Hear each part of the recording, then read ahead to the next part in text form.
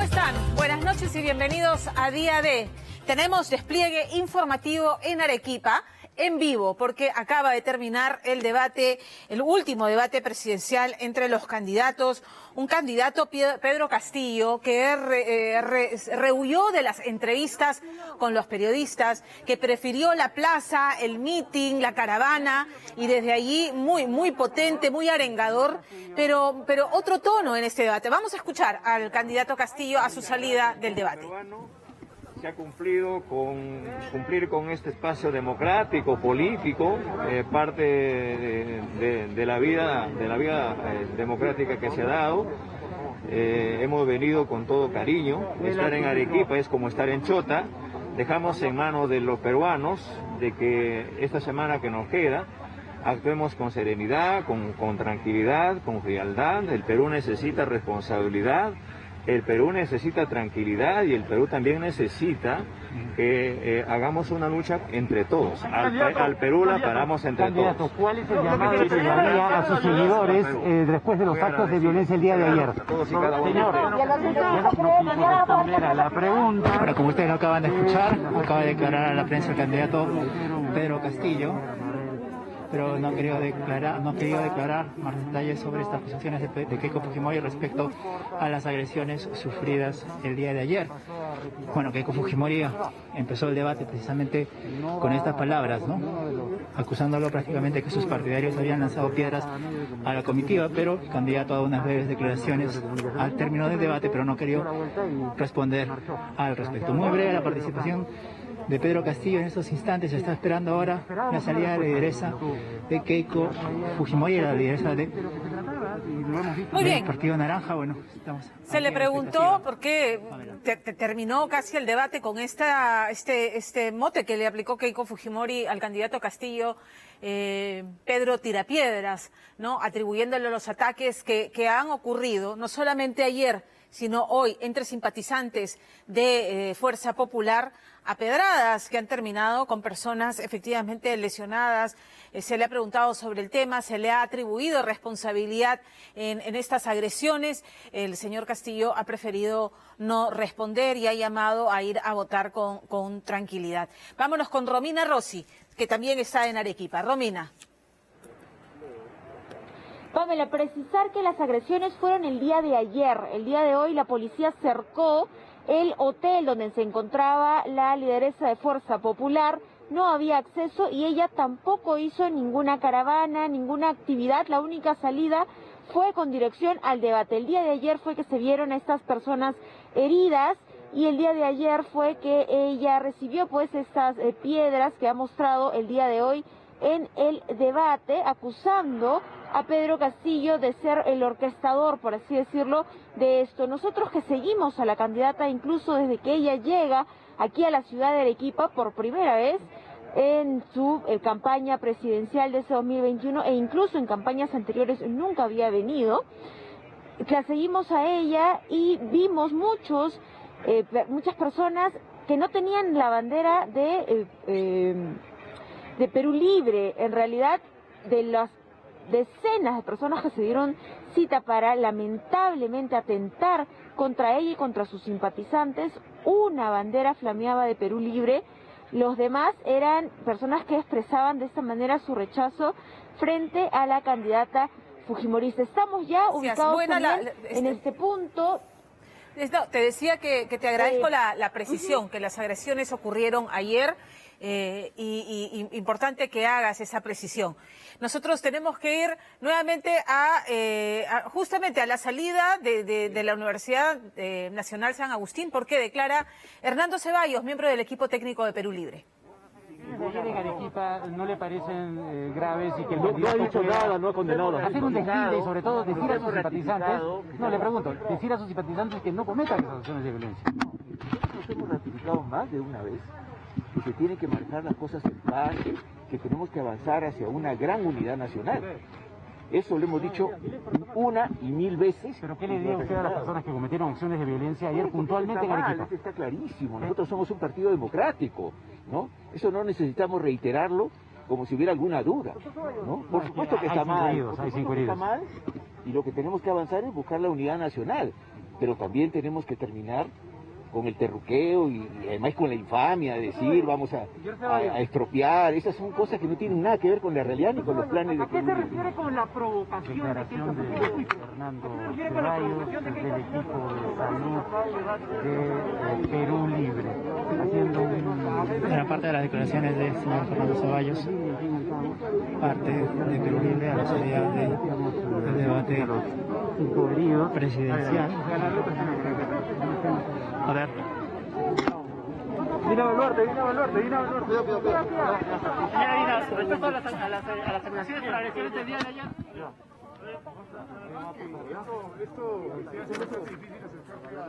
Muy bien, vamos con la primera nota del programa. Ya nos habían advertido los analistas, ¿no es cierto?, que aun cuando se ha llegado a este empate técnico en el que se encuentran hoy los dos candidatos, 3 encuestas lo ratifican así. Lo cierto es que a estas alturas es imposible determinar quién podrá ser elegido presidente el próximo 6 de junio. La pelea será voto a voto. Y en ese camino los equipos vienen afinando estrategias en esta contienda que ya lo hemos visto, incluso en los debates, más dado a las pullas y a los ataques, dejando poco margen para realmente concentrarse a escuchar propuestas y a escuchar que las aterricen. Y no estoy segura de que en el debate de hoy día haya apuntado a eso. Keiko Fujimori dejó el polo naranja. Se puso la blanquirroja, ha hecho en tono de autocrítica que es consciente que en primera vuelta solamente el 13% votó por el fujimorismo, y en esa línea es que llama a votar no por ella, sino por este proyecto político convocante, ¿no?, de diferentes agrupaciones políticas que han adherido al fujimorismo en esta segunda vuelta, como una propuesta democrática y económicamente viable frente a lo que han definido como la propuesta de Perú Libre, el comunismo estatizador, el comunismo empobrecedor. La candidata a Keiko Fujimori se le reclamaba: entonces tienes que tomar distancia de ese fujimorismo autoritario que los peruanos hemos conocido y hemos padecido. Y convocó en primer lugar a algunos de sus críticos más acérrimos, pero junto con ellos también algunos rostros que nos recordaban a ese pasado con el que se le reclamaba romper. Por eso es que aun cuando ha bajado su antivoto, no le ha alcanzado para romper el empate técnico, y esta semana convocó a otras personas. Está Carlos Neuhaus, está Cecilia Tait, está Inés Melchor. ¿Qué los une? ¿Qué los llama? ¿Qué llegan a sumar? De eso se trata la nota de Lorena Ormeño.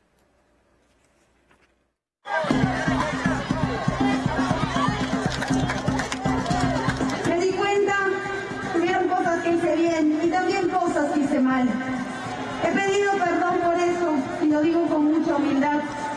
Si ustedes me dan la confianza, yo les digo mirándole a los ojos, no los voy a defraudar. En la recta final para la segunda vuelta, apenas a 7 días, la lucha de Keiko Fujimori es superar los números que hoy la separan de su contrincante, en una disputa electoral que pasó de la puya a la agresión.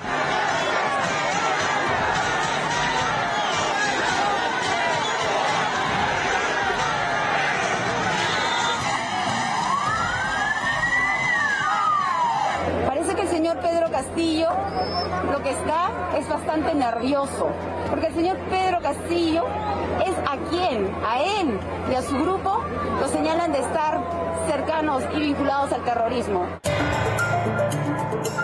Intentando convencer de su conversión a quienes recuerdan su pasado reciente de chats y boticas, la candidata despersonalizó su campaña, cambió el polo naranja por el bicolor, convocando en su plancha incluso a enemigos políticos. Real o no, en 2 meses su antivoto bajó de 73 a 40%, y esta semana presentó a Carlos Neuhaus como nuevo integrante de su equipo técnico.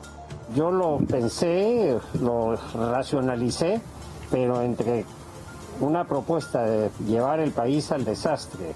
Hoy día me levanto pues y veo lo que ha pasado, ¿no?, ahí en la selva nuestra, y me trajo una serie de recuerdos que ya para muchos ya era parte de la historia, que muchos no creen que sucedió.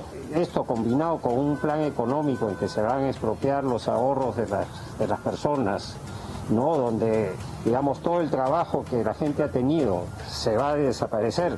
Y en fin, ¿no? Yo no quiero vivir las tragedias, yo no quiero que Perú sea como Venezuela, que la gente se está muriendo, no quiero que mi país sea como Cuba, que tú no puedes salir a decir lo que piensas. Y ahora juguemos todos. Carlos Neuhaus, exdirector ejecutivo de los Juegos Panamericanos, renunció esta semana al grupo de apoyo al gobierno en el proceso de vacunación contra la COVID-19 y se unió a la campaña de Fuerza Popular, ofreciendo gestión eficiente y sin corrupción, como en los Panamericanos. Reconoce el pasivo de apoyar a una candidata con un pedido fiscal de 30 años de prisión, pero lo cree urgente, y con él se unieron la deportista Inés Melchor y la ex mundialista Cecilia Tait.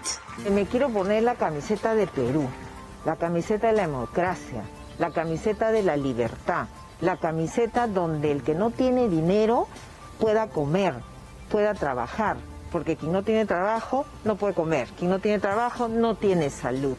Y ahora yo voy directo a la vena.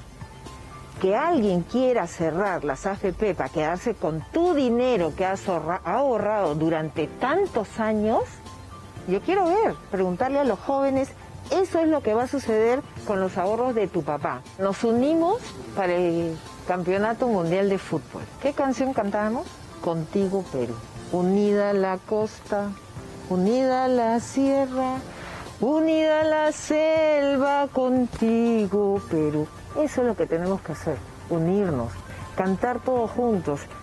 El Campeonato Mundial representó el deporte nacional, la fiesta deportiva. ¿Por qué ahora no hacemos una fiesta democrática? Y cantemos todos juntos el 6 de junio, Contigo Perú. Pero ¿cómo entender a Keiko como la representación de la democracia? Algunos no pueden hacerlo. Porque le están cargando lo que ella no hizo. Lo que hace tu padre, ¿por qué te tiene el legado? Te lo tienen que cargar. No creo que ese legado le quiera dejar a sus hijas. Ningún padre quiere eso. Ella con mayor razón porque lo ha vivido, lo ha sufrido. Creo que la cárcel le hizo bien, porque se dio cuenta. Yo creo que no le va a gustar, pero yo siempre he dicho que voy directo a la vena. A veces la soberbia te gana. ¿Fue bien? ¿Fue hecho un trabajo bien en el Congreso con sus 74 congresistas? No. Pero ahorita no está en juego Keiko Fujimori. Ahorita no es ella, es el Perú. ¿Quieren comunismo? ¿Quieren terrorismo? ¿Quieren miseria? Cada uno es libre, pero después no se quejen. No tengo nada más que decir. Cuidado, defendamos la democracia y la libertad. Cuando se debatió Pero como excongresista de Perú Posible, el ingreso de la voleibolista causó polémica, trayendo al recuerdo su denuncia de un intento de Montesinos de comprar su pase al fujimorismo. El recuerdo, sin embargo, llegó con un video en que trucaron su voz. Me ofrecieron $500,000 para pasarme al fujimorismo. El señor Juan Díaz Dios no sé dónde estaba. Yo tuve que salir del país para proteger mi familia. Ahora estoy defendiendo al país. Son tan malos editando, sacando de contexto, que no creo que las personas le vayan a creer. Porque ni siquiera era mi voz. Esta es mi voz. En el 2000 me invitaron a pasarme a Fujimori, pero no fue Keiko, fue Montesinos y el padre. Me ofrecieron dinero, pero se olvidaron de poner algo. Lo rechacé tajantemente. ¿Ustedes creen que si Keiko en este momento me hubiera ofrecido dinero, lo hubiera denunciado en el acto y lo hubiera mandado por un tubo? Porque eso no se debería hacer. El ingeniero y docente universitario Rubén Gómez Sánchez, mano derecha de Neuhaus en los Panamericanos, y Ricardo Punchong, el médico peruano que ganó el premio Héroes de CNN por dar albergues temporales a niños con cáncer, también se sumaron a la campaña. Fui invitado por Carlos Neuhaus. Él y todos los que estamos en este equipo hemos puesto el hombro siempre por nuestro país. Y yo orgulloso lo seguiré poniendo. Porque creo en mi país, porque creo en la unión y porque creo en un país libre. Si bien es cierto el sistema de salud es un poco deficiente, pero puedes encontrar medicina. Ricardo Punchón se conmueve al imaginar que por política sus niños no puedan conseguir la medicina importada que necesitan para su lucha contra la enfermedad. Fue premiado en 2018 por haber dedicado 13 años de su vida a dar albergue a niños y sus familias mientras afrontan la dura y larga batalla para salvar su vida. Al inicio para pequeños con cáncer, hoy con otras enfermedades. En esta suma ha encontrado la posibilidad de multiplicar su iniciativa, lograr una red de albergues ubicados cerca de los hospitales, esta vez con inversión pública y apoyo privado. El tratamiento es gratuito, Lorena. El problema es la estadía. Son tratamientos tan largos. En estos 13 años que vengo apoyando a niños que vienen del interior de nuestro país, los niños se tienen que quedar mínimo 8 meses para recibir sus quimios y no pueden regresar a su pueblo. Entonces el problema realmente es mantener 2 casas, ¿no? Entonces tener albergues cerca de los hospitales apoyaría muchísimo, muchísimo a nuestros hermanos peruanos que lo necesitan. Es darles comida, alojamiento. O sea, ¿te puedes imaginar ahorita que hace frío, ¿no? Salir de tu quimio y no tener dónde descansar? El futuro del Perú, más la ciencia, tecnología y innovación, no puede estar afecto a la ideología política. Por lo tanto, la propuesta que COS es convertir ambos elementos en lo que se llama un organismo constitucional autónomo, como el BCR. O sea, que independiente al gobierno, eso camine, porque el peruano tiene que decir, oye, ¿a dónde nos vamos ahora? ¿Al norte o al sur o al oeste? No se sabe. Cada 5 años. Cada 5 años, y eso no puede ser. Entre un gobierno cambia las cosas, eso no puede ser. Entonces, por esa razón, la propuesta ha sido, y se lo he dicho a Keiko Fujimori, en presencia como tú, así, he dicho, Keiko, esto tiene que ser futuro, ciencia, tecnología, organismo constitucionalmente autónomo para garantizar que independiente del partido político, caminemos hacia allá. ¿Y qué Keiko ha encontrado usted? Totalmente receptiva. Me ha dicho, lo entendí. Pero ¿cuánto pueden influir estos refuerzos en medio de una carrera electoral tan politizada? Entonces, los jales que van viendo y van uno u otro, bueno, yo diría, si lo comenzamos a analizar uno a uno, definitivamente hay experiencia y hay conocimiento, son profesionales de las diferentes ramas, abogados, ingenieros, administradores, comunicadores, ¿ok? ¿Han dado resultados? Sí. Ahora, el punto es, ¿los dejarán trabajar? Eso es lo que yo me pregunto, ¿los dejarán trabajar? Porque aquí hay un punto importante, ¿por qué los técnicos, los buenos profesionales no están en tema de gestión pública? Plata hay, pero ¿qué pasa? Que no hay desarrollo. Y va a depender de qué tan bien o mal se manejen las estrategias electorales de los candidatos. Los ciudadanos, por un tema de supervivencia, tendemos a ser racionales frente a una decisión definitiva. El pueblo no está encantado con ninguno de ellos. Estas preferencias están pegadas con cinta adhesiva y cualquier cosa puede pasar. Cualquier evento que pueda haber metida de pata información adicional puede voltear la decisión final. Lo cierto es que, según encuestas, en el caso de Keiko, algunas sumas han sido vistas como oportunistas. Así ocurrió con la reconciliación con su hermano Kenji, que a pesar de todo, hoy entró de lleno a su campaña. Quería preguntarte, yo vi un spot publicitario que dijiste que si se acaban las importaciones ya no va a haber chela, ¿verdad? No. Ya, ¿y cuál es la pregunta? Entonces, quería preguntarte, si ya no hay chela, ¿qué le recomiendas a mi papá tomar? Porque él está preocupado por eso. Con el dolor de mi corazón, ya. Si ya no hay importaciones, ya no hay chilindrinas. Ay, Dios mío, me muero. ¿Y qué vamos a hacer, Queñón, ahí? Fermentados. Obviamente, pero ¿qué? O sea, de arroz. Masato. ¿Pero qué hacemos? Somos Keiko. Te lo dice de todo corazón. Tampoco.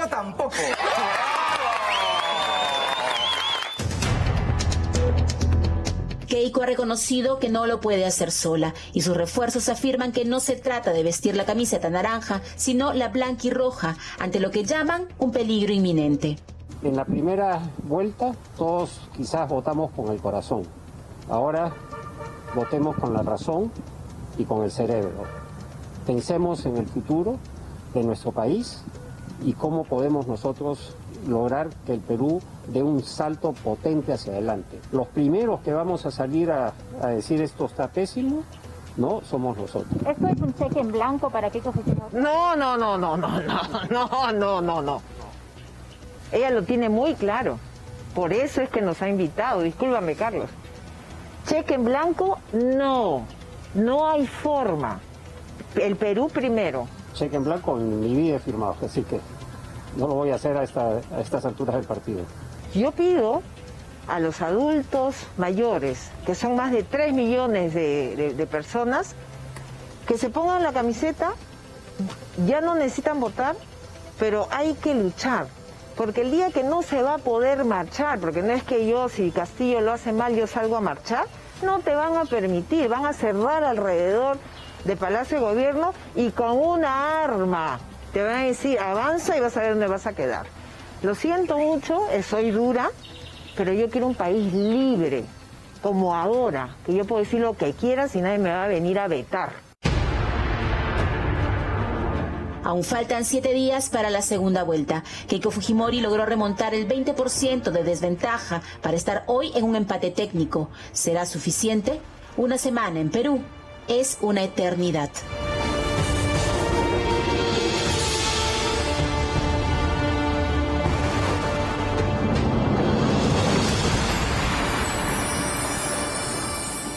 La candidata Keiko Fujimori dio estas declaraciones al salir del auditorio de la Universidad San Agustín. Todas esas propuestas han sido analizadas con el señor Lucho Carranza. Yo no me atrevería a dar una propuesta si no tengo la total certeza de que vamos a poder ejecutar cada una de estas ideas y de esta iniciativa. Todo esto tiene un sustento, pero además nosotros planteamos incrementar la recaudación ampliando la base tributaria. Y esto se va a lograr con el factor confianza. Nosotros creemos que cuando uno lanza las cosas, cuando uno hace las propuestas, cuando las dice con claridad, esto genera un factor de confianza, sobre todo en el sector privado, que apostamos a que ellos sigan invirtiendo en nuestro país, que apostamos que ellos sigan creando puestos de trabajo. Claro, pero lo que yo te preguntaba era básicamente cómo dar dinero sin recaudar, porque finalmente son propuestas interesantes en lo económico, pero uno se pregunta ¿de dónde? ¿Cómo? Sobre todo en una situación donde la economía está prácticamente estancada, porque lo ideal sería hablar de aquí a 100 días para ver cómo nos recuperamos. O sea, la recaudación se va a seguir dando, esto va a continuar. Es verdad que por la pandemia, la economía se ha enfriado, pero al generar estos planes y estas propuestas, todo esto va a generar mayor confianza y va a generar una mayor reactivación y se generará un círculo virtuoso para poder reactivar nuestra economía. Todo esto lo hemos calculado con el señor Lucho Carranza, así es que por eso estamos muy tranquilos lanzando cada una de estas Alguien decía ideas. que 3.000 colegios era demasiado extremo para presentar como propuesta. Bueno, 3.000 colegios los realizó mi padre en 10 años de gobierno. Por supuesto. ¿Pero tú te piensas quedar 10 años? No, de ninguna manera, serán 5 años, pero con las nuevas tecnologías y las nuevas formas de construcción van a ser mucho más eficientes poder construir estos 3.000 colegios. Frente a su pregunta, quiero ratificar mi compromiso nuevamente de defender la democracia, de respetar la independencia de poderes, y un gobierno mío será solo de 5 años. Bien, súper exitosa. Gracias. La candidata explicando que haciendo la evaluación con el exministro Carranza del tema económico, es que ha lanzado todas estas propuestas que suenan más a populismo que a perfectamente concretables, porque, a ver, se habla de bono oxígeno de 10.000 soles, duplicar pensión 65, el crédito volver a empezar de 10.000 soles para 1 millón de pequeños y medianos empresarios con 5 años de gracia, turismo, el sector turismo 3 años de 0 impuestos, bajar el impuesto selectivo al consumo, construir 3.000 colegios que supone hacerse 50 colegios por día. En fin, una serie de ofertas que le vamos a preguntar a Jorge González Izquierdo si son viables. Lo mismo del lado del señor Castillo, que en una de las frases, que no se fue un lapsus o no, el Estado debe controlar al mercado. ¿No es cierto? El programa de Perú Libre es netamente estatista, nacionalizador, buscando renegociar los contratos con las grandes empresas, el gas de camisea, el petróleo. petróleo. Jorge González Izquierdo ya está con nosotros, es economista y nos da su punto de vista. Jorge, buenas noches, bienvenido. Hola, ¿cómo están ustedes? Muy buenas noches, gracias por la invitación a opinar en un momento tan crucial para nuestro país, ¿no? Coméntanos, Jorge, de los planes económicos que has escuchado. ¿Te aterrizaron las propuestas?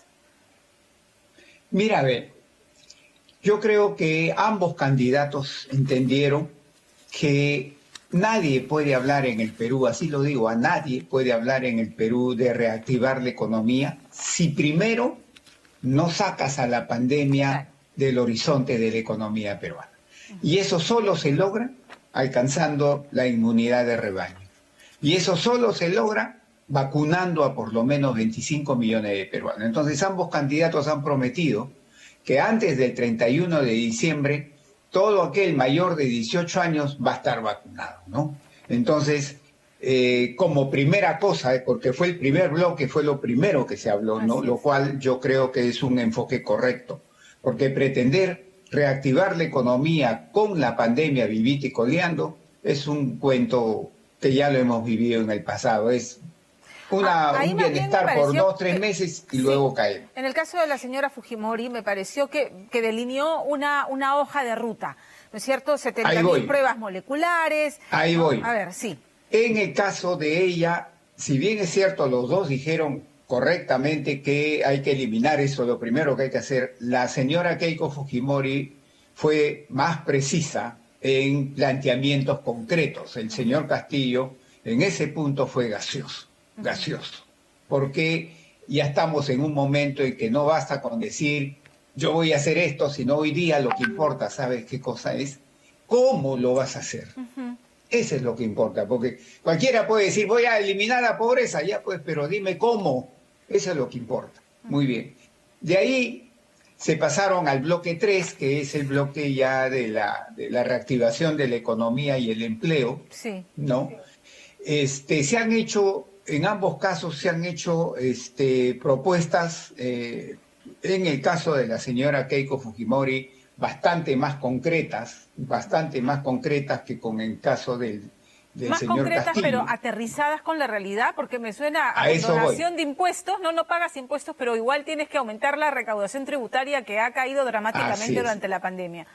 Yo le pediría al equipo económico de la señora Keiko Fujimori que estudie mejor esos temas, porque, por ejemplo, cuando dice que van a dar a las micro y pequeñas empresas crédito, no por 7 años, 5 años de gracia y a 0 tasa de interés, yo me pregunto de dónde van a salir los fondos en esas condiciones. ¿Las va a dar el Banco Central? Porque no creo que de otra forma lo puedan conseguir. ¿Lo va a dar el Banco Central? Y cuidado que ahí eso no le corresponde al Banco Central hacer esas cosas. Entonces, no se ha precisado eso. Además, ambos candidatos también han prometido mucho gasto público. Y como tú bien dices, ahí hay que ver de dónde va a salir los recursos. Ahora, antes de pasar al plan económico de Castillo, una más. Creo que es la primera vez que la señora Fujimori se refiere a cobrar un impuesto adicional a las grandes empresas mineras y que sean ellas las que se encarguen de hacer obras de impacto en las comunidades directamente relacionadas a la zona de extracción. Yo creo que esa propuesta es una propuesta que en los actuales momentos es pertinente. ¿Por qué? Porque con el precio de los metales que está, no en el cielo, sino más arriba del cielo, las empresas mineras están haciendo muy buenas utilidades. Y yo creo que por lo menos por una cuestión ya de solidaridad social. Y debería ser digamos, por un periodo acotado, o debería ser este impuesto adicional, siempre relacionado al precio de los metales. Yo lo haría, así es, condicionado al comportamiento del precio de los metales, porque las empresas mineras también, el día que el precio se cae al subsuelo, ¿no? Se la tienen que chupar solitas, y ahí no le van a tocar la puerta al gobierno y le dicen, oye, ahora dame un subsidio, ¿no? Entonces, yo creo que tiene que ser solo condicionado al momento o a la posibilidad que se está viviendo de precios muy altos. Despejó Castillo en la exposición del plan económico estas dudas sobre de que será un plan más bien estatista, que ha fustigado duramente nuevamente a las transnacionales, ha hablado nuevamente de renegociar los contratos, no más al abuso de las AFPs, pero ha dicho no te voy a quitar tu casa, no te voy a quitar tus ahorros, los ahorros son del Estado. Pero ¿ha despejado las dudas de los principales temores que genera el plan económico de Perú Libre? Mira, cuando dice de que el Estado debe controlar el gobierno, creo que comete un error. Debe controlar el mercado, exacto. El Estado debe controlar el mercado. Va a controlar el mercado, Ajá. Creo que comete un error. ¿Por qué? Porque lo que es correcto, y la ciencia económica te lo dice, el Estado debe regular las imperfecciones del mercado, por ejemplo, la existencia de monopolios, oligopolio ahí, pero no es controlar al mercado, porque eso sería una economía de mercado estatista, y eso ya lo hemos probado y no ha dado resultado en el pasado, ¿no? Entonces, él sigue planteando eso, ¿no? No solo regular al mercado, sino controlar al mercado, lo cual hace una gran diferencia entre regular y controlar al mercado. No es lo mismo. No es lo mismo. También el tema de la prohibición de importaciones es un tema que el señor Castillo tampoco terminó de esclarecer y nos quedamos con lo que en su momento dijo Carranza, y lo reiteró hoy la señora Fujimori. Con la prohibición de importaciones inmediatamente se va a sentir no solamente en la macroeconomía, sino en la economía de la familia, del ama de casa, ¿no es cierto? ¿Es así? ¿La relación es así de directa, Jorge? Sí, mira, el señor Castillo dijo, ya no vamos a controlar las importaciones. Ahí también fue gaseoso, ¿no? Si no vas a controlar las importaciones, ¿qué vas a hacer, no? Pero por otro lado también decir, creo yo, con precisión de que el precio del pan, creo, se va a ir a 7 soles, 9 soles, no sé cuánto dijo. Eso creo yo que es una exageración. Pasar ciertos límites. No hay ningún modelo económico que te diga eso con esa precisión. Pero sí hay que decir que prohibir importaciones o poner algún tipo de traba a importaciones, sobre todo de alimentos, va a causar internamente que el precio interno de esos alimentos, medicinas, etcétera, suba. ¿Y sabes por qué? Porque uno importa, porque trayendo de afuera es más barato que produciéndolo acá. Por eso se importa. Nadie importa porque le da la gana, nada. Uno importa porque trayendo de afuera es más barato que produciéndolo acá.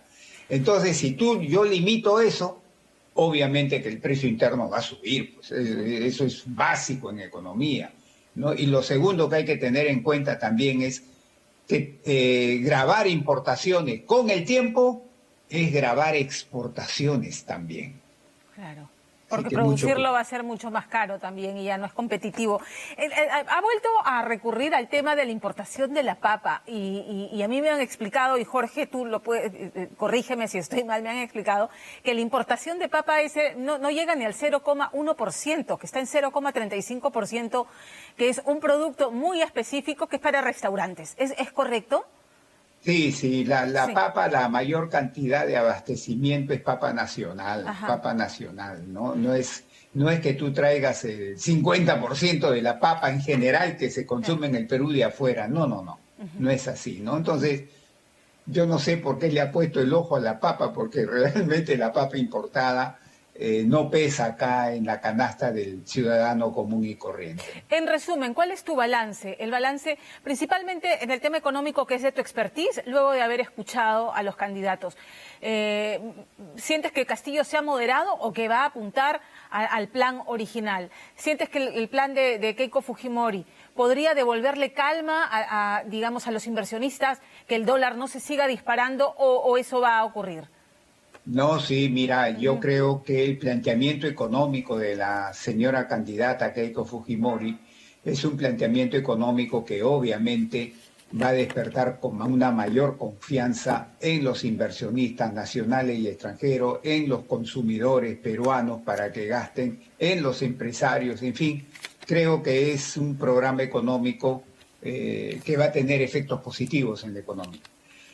futura, no inmediata. En cambio, el planteamiento económico del señor Castillo lo he visto gaseoso, ha tirado marcha atrás en muchas de las cosas que inicialmente decía, ya se retrató, pero hay que ver si es verdad o es estrategia política nomás, ¿no?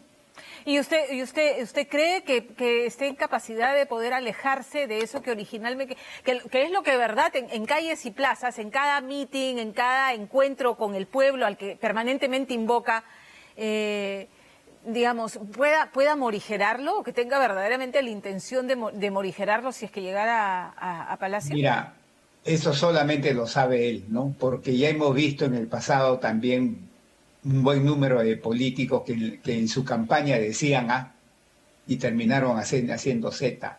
Entonces, ese es algo muy, muy difícil de asegurar, ¿no? De que lo que ahora está proponiendo el señor Castillo, eso es lo que va a hacer él. Solamente lo sabe él, creo. Una recomendación, estamos a una semana de ir a mí me han llamado a preguntarme, ¿y entonces qué hago? ¿Mejor compro dólares? ¿El dólar va a seguir subiendo? Si tengo capacidad de un poquito de ahorros o los tengo, compro dólares, ¿qué hago? ¿Saco mi dinero de la AFP o no la saco? ¿No? ¿Saco mi CTS o no la saco? Esa es la incertidumbre que hay, ese es el peruano de a pie, no estamos hablando de los grandes empresarios, ¿no? La incertidumbre es muy grande ahora, muy grande. Yo en cuanto a los dólares, cuando me preguntan eso, yo le contesto esto. Va a depender de usted.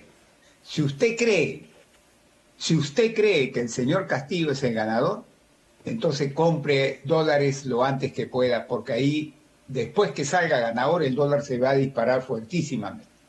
Pero si usted cree que es la señora Keiko va a ser la ganadora, entonces no compre, porque el dólar va a bajar sustancialmente después que ella salga elegida. Es una decisión personal de cada uno.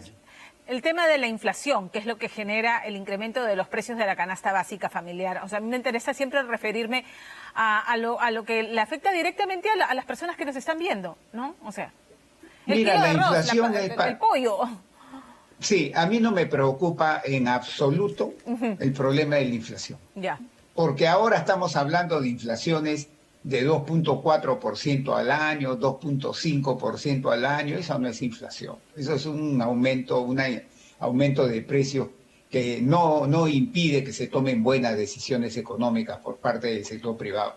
Hoy día la inflación es un tema que a mí por lo menos no me preocupa.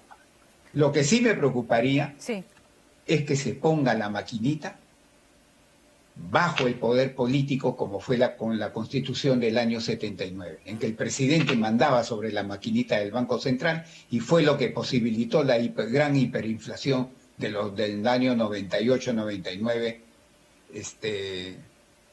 del año 88, 89 y 90. Claro, con Alan García. 90. Sí. Eso sí me preocuparía. De que el político otra vez, porque hoy día no lo puede hacer con la Constitución actual, el político no puede meter mano en la maquinita del Banco Central. ¿Crees que este debate puede ayudar a decidir a los indecisos, que ese es el bolsón que parece decidirán en este empate técnico quién resulte elegido?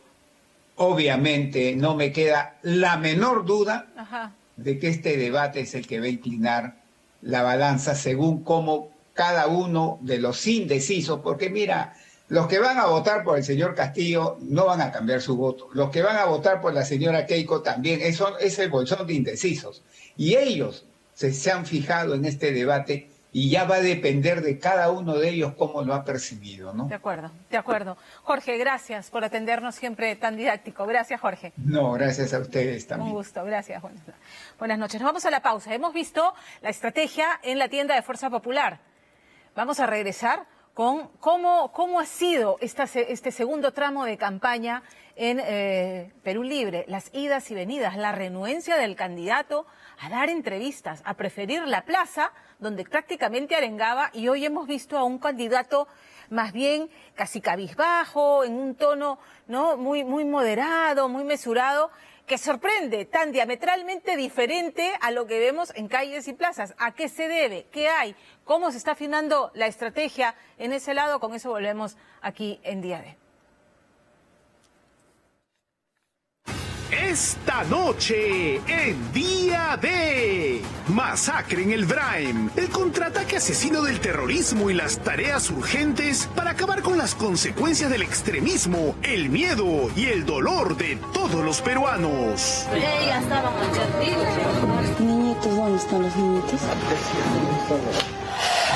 Además, Las Torres, 30 años después, una canción convertida en el himno de una generación que bailó y gritó contra el terrorismo y la corrupción. Sigue diciendo porque las cosas van a andar mal. Así que ojalá que no mucho tiempo eso pase totalmente de moda. Y también Juanes, el origen, explorando las raíces e influencias musicales del hijo predilecto de Medellín que conquistó el mundo. De alguna manera el vals peruano pues se conecta con la chacarera y con el bambuco colombiano, en el tema rítmico un poco, entonces ahí es donde está como la belleza de la música. Quédese en Día D.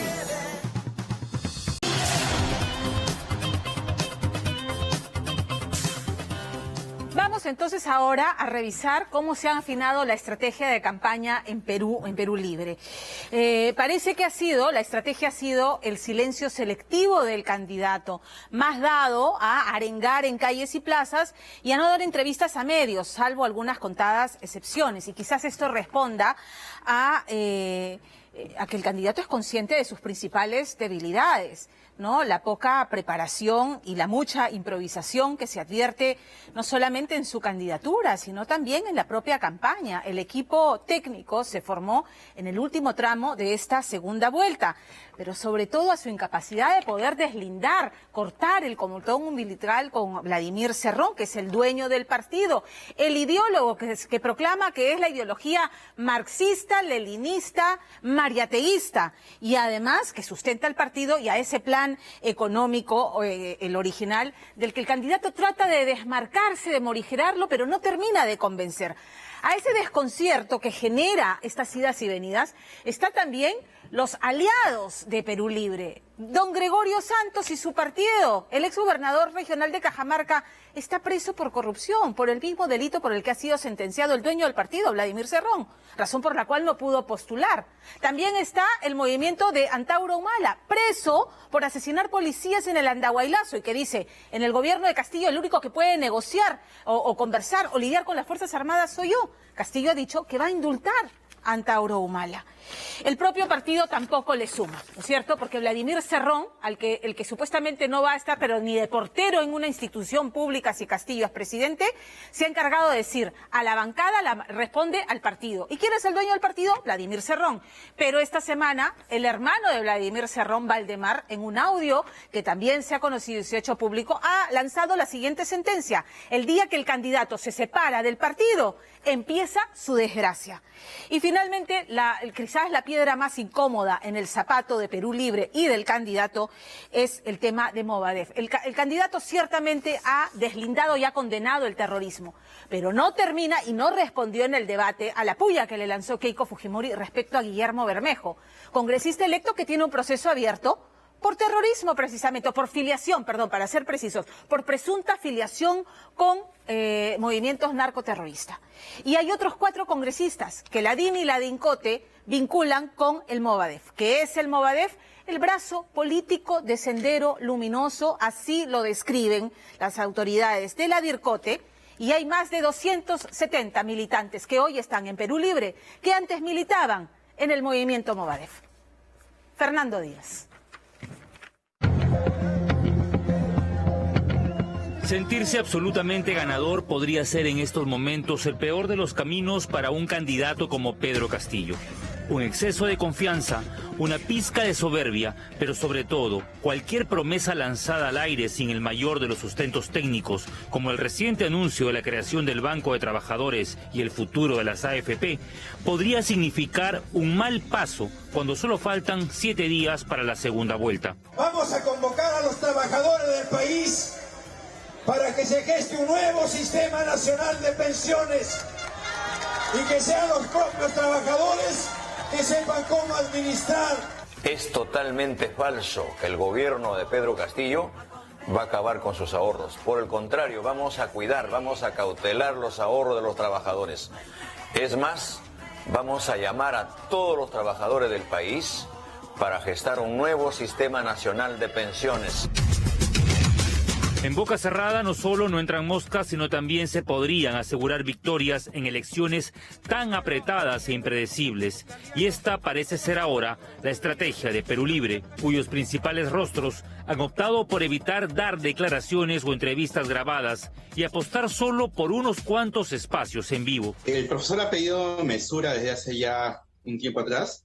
¿Y por qué? Porque sabe que en esta última parte van a haber vallas psicosociales y un tipo de confrontación muy directa, y creo que teniendo en cuenta que hay un gran porcentaje de la población que ya le da la mayoría al profesor, creo que en estos últimos días la mesura sería la mejor herramienta para poder garantizar ese respaldo.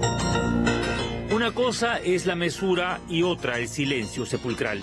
Ha sido casi imposible conseguir que los principales rostros del partido de Lápiz pudieran ser parte de un reportaje. Ni el señor Pedro Franque, integrante del equipo económico, ni el profesor Cadillo, clave en temas de educación, ni el doctor Abelino Guillén, ni la señora Betsy Chávez, congresista electa y vocera, aceptaron una entrevista, a no ser que sea en vivo. Mientras que en la CNN, las preguntas de Fernando del Rincón arrinconaron prácticamente a la candidata a primera vicepresidenta, Dina Boluarte. Dina, esto no es un monólogo, por favor, escúcheme. Por favor, escúcheme, que esto no es monólogo. Dina, ¿está mal que la prensa reporte que usted tiene 3 denuncias? ¿Eso está mal? Porque eso, según yo entiendo, es una noticia. Más cuando usted es una figura que está buscando ser la primera vicepresidenta.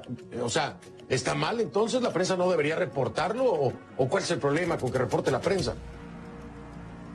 No, no está mal, pero me gustaría que en Equidad también averiguaran la vida de los otros candidatos, ¿no? Porque no solamente viene la candidata.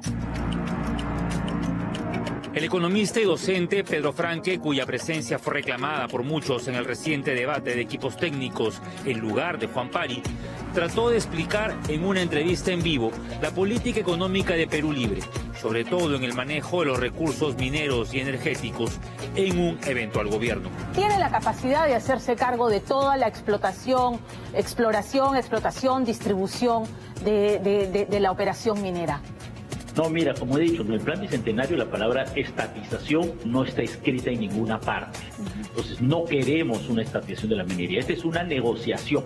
Esa es de las principales fuentes de ingresos para el Estado, es las mineras, las empresas de gas. Entonces, o sea, tú llegas al esto y dices, vas a tener al asesor económico y te decir, señor, la caja del Estado viene por acá, usted no puede matar a la gallina los huevos de oro de un día para otro. Los analistas coinciden que no son los aciertos de Keiko Fujimori los que podrían hacer que el Lápiz pierda la punta en las encuestas. Urpito Rado de Datum ha dicho que el debate técnico le restó puntos a Castillo. Si es que pretende ganar las elecciones y ser gobierno, pues va a tener que rodearse de mejores asesores, porque una cosa es con guitarra y otra... Cerrón, el que más contracampaña le hace, aunque el candidato diga que no lo verán ni de portero. El señor Cerrón está impedido judicialmente y no lo van a ver ni siquiera de portero en ninguna de las instituciones del Estado. No hay posibilidad de que el señor Cerrón forme parte del gobierno en la medida en que tiene una sentencia condenatoria y está, digamos, impedido, ¿no? Julio Arbizu, aliado de Juntos por el Perú, el partido de Verónica Mendoza, se ha mostrado satisfecho con el deslinde que el profesor hizo de Vladimir Cerrón. La contundencia del rechazo y del deslinde del profesor Castillo da cuenta de que efectivamente será un gobierno de el señor Castillo con el ideario que se está construyendo para que gobierne desde el 28 de julio, ¿no? Sin embargo, el deslinde sigue resultando tibio, más aún cuando aparece en escena Valdemar Cerrón. El hermano de Vladimir sale a decir aquí quién es el dueño de la pelota, el que tiene la sartén por el mango. El equipo técnico es del partido, dirigido por nuestro candidato Pedro Castillo y nuestro secretario general Vladimir Cerrón. No hay que pretender, compatriotas, separar esta trípode. El día que el candidato se separa del partido, empieza su desgracia. Y el día que el candidato se separa del partido, para el partido empieza una nueva forma de lucha. Esa información es imprecisa, ya que se estaría tratando bajo esos argumentos de minimizar la presencia del profesor Pedro Castillo y reducirlo a un títere. La convocatoria de expertos casi de emergencia y asesores en diversas áreas permitió que Perú Libre pueda demostrar algo más en el debate de equipos técnicos. Una cosa es el proyecto inicial, en el cual las características de ese proyecto afianzaban una especie de gran bloque popular de izquierda, pero eso ha sido la primera vuelta. En la segunda vuelta se ha duplicado, casi triplicado ese respaldo, y ya no es la gente de izquierda, socialista, o la que está apoyando a Pedro Castillo, sino distintos sectores, y por lo tanto el proyecto también tiene que evolucionar y tiene que tener una perspectiva para la mayoría de peruanos. Fue así que sumaron al médico Hernando Ceballos, quien defendió el uso del 10% del PBI para el sector salud. Llevar el sector salud al 10% del PBI. El presupuesto. Esa es una meta. Y por supuesto, una meta que no se va a cumplir en 5 años. Usted lo sabe, ¿no es cierto? Estados Unidos gasta el 17% en salud. Claro. Cuba, que es un país chiquitito, bloqueado con problemas, gasta el 10.5% en su PBI.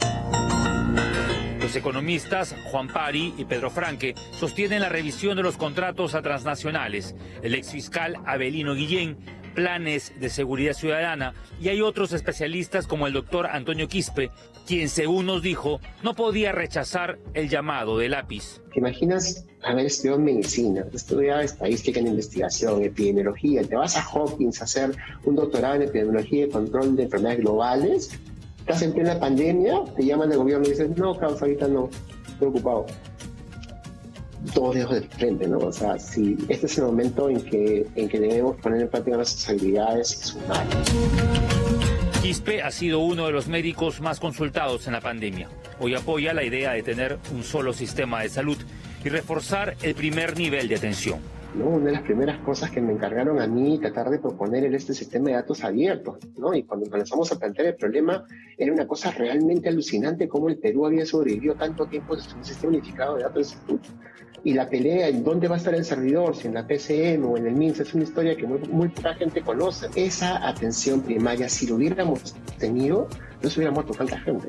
Y esa es una de las cosas que adolece el Perú. Entonces, el concepto de que tú puedas recurrir a un centro de atención primaria con suficiente capacidad resolutiva, recursos humanos y infraestructura para poder lidiar con las enfermedades frecuentes, inhibe, descarga, desatura el sistema y evita que se colapse.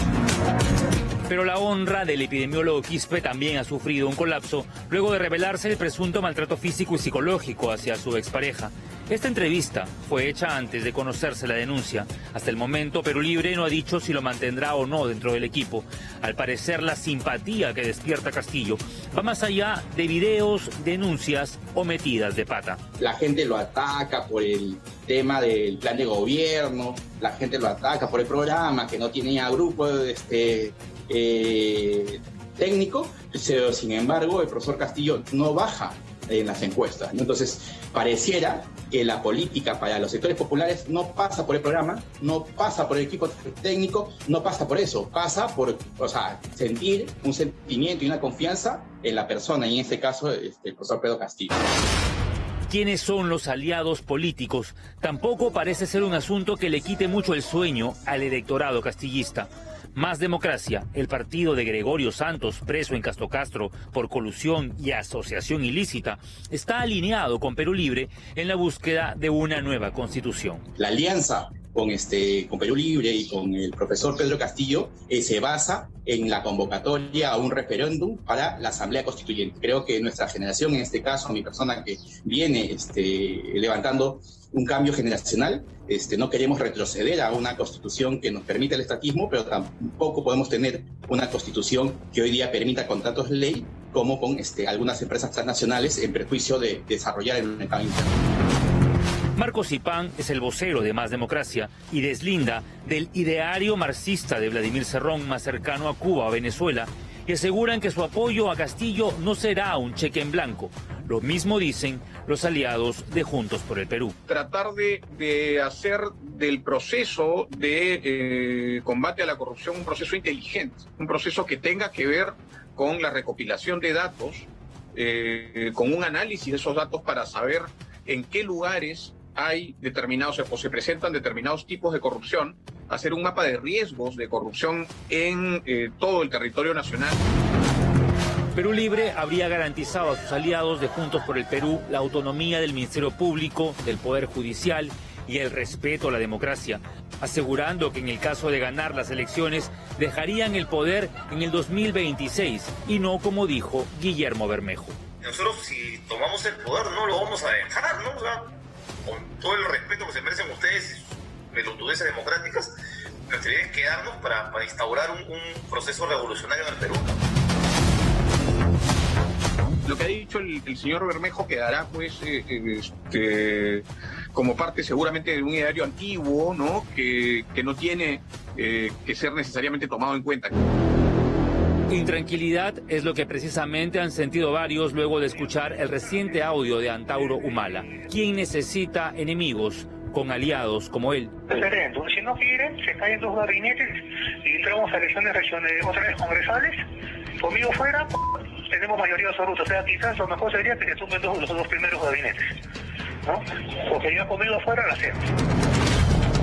La economía es el rubro que genera más desconfianza hacia el plan de gobierno. Por ejemplo, las últimas declaraciones de Castillo sobre la creación del Banco de los Trabajadores y que sean estos los que administren sus fondos de pensión. Si bien el candidato jamás dijo que expropiará los dineros privados, el debate se ha orillado hacia los peligros que podría generar una reforma de las AFP bajo una óptica populista. Más allá de los errores que tenga el sistema privado y las reformas que tengan que hacerse, ¿no? Pero el hecho de estatizar el sistema de pensiones, tanto ya sea a través de la ONP, como dice el plan de gobierno de Perú Libre, o a través del Banco de los Trabajadores, que es lo que mencionó el señor Castillo, termina haciendo lo mismo. El Ejecutivo no puede hacer cambios sobre el sistema de pensiones, no puede cambiar el sistema privado de pensiones a un fondo común. Recordemos que ese es un proyecto de ley que está ahorita en el Parlamento. Estos días serán cruciales. Habrá desesperación en ambos lados y quizás más silencios. El señor Pedro Franque y la congresista Betsy Chávez se excusaron de participar en este reportaje aduciendo un temor a ser editados. Curioso argumento cuando son ellos mismos los que terminan editando, enmendando planas y hasta traduciendo lo que el candidato ha tratado de decirnos.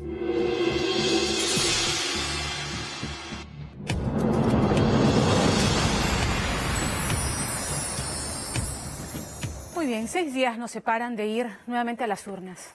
Y lo vamos a hacer porque en la democracia en la que vivimos está garantizada por la Constitución vigente estas elecciones libres, que permite que 2 candidatos de posturas políticas radicalmente opuestas puedan competir por llegar a dirigir las riendas del país, pero sobre todo para dirigir el destino de todos los peruanos, de los ricos, de los pobres, de los emprendedores, también de los empresarios y de las minorías, de todos los peruanos.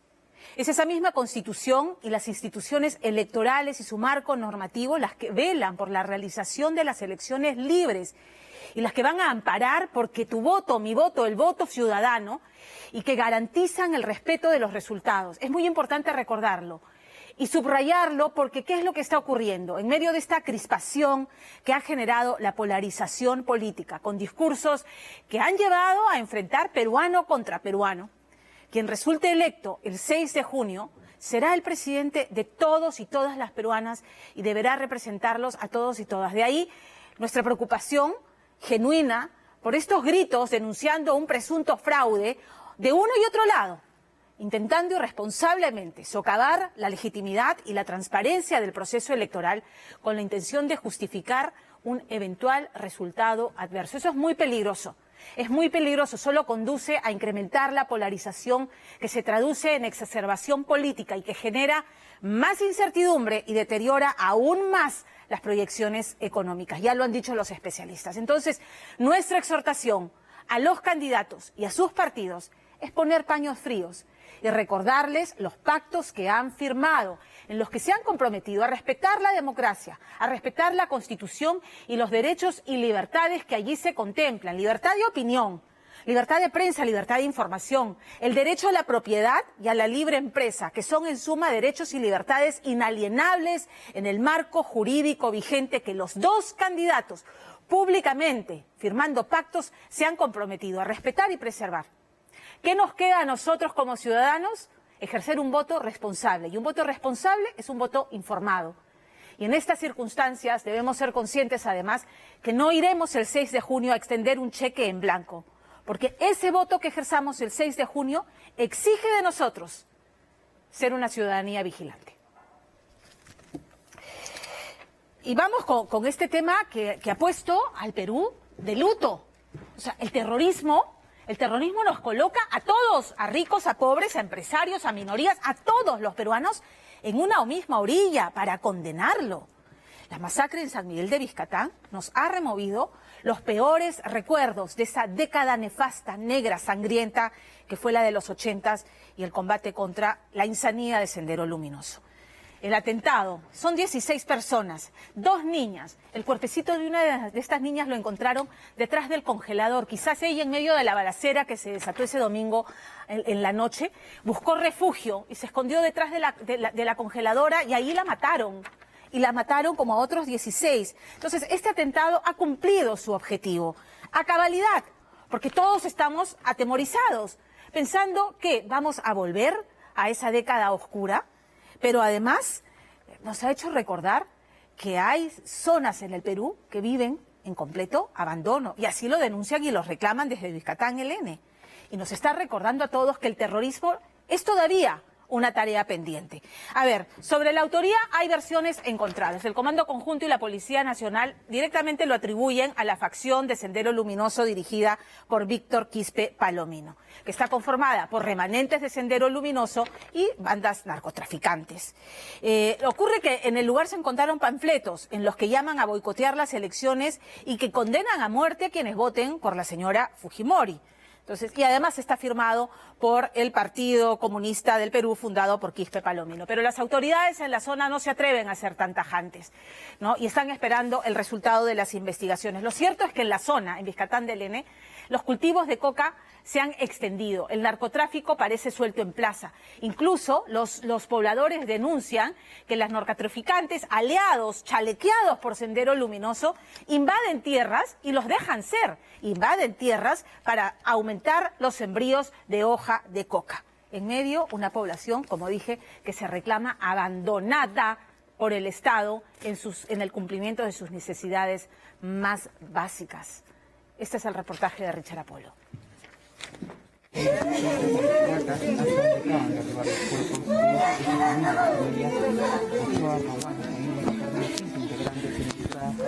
El dolor de doña Alejandra Caguana es indescriptible. De golpe en una misma noche, sus 3 hijas y sus 2 pequeños nietos fueron asesinados e incluso sus cuerpos calcinados por sus crueles asesinos. Niñitos, ¿dónde están los niñitos?